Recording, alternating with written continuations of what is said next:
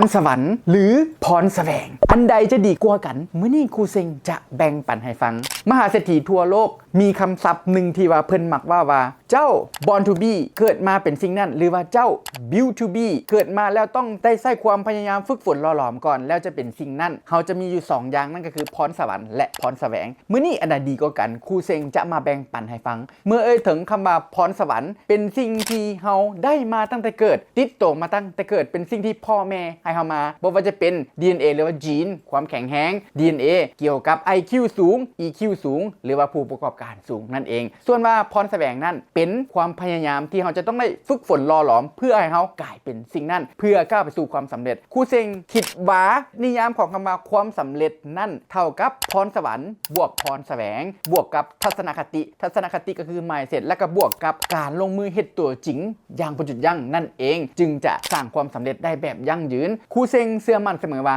การลงทุนที่คุ้มค่าที่สุดนั่นก็คือการลงทุนใส่การศึกษาและพัฒนาตัวเองอย่างบ่หยุดยั้งมาพบกับพรสวรรค์และพรแสวงกับคลิปต่อๆไปของครูเซ็งได้ขอขอบใจ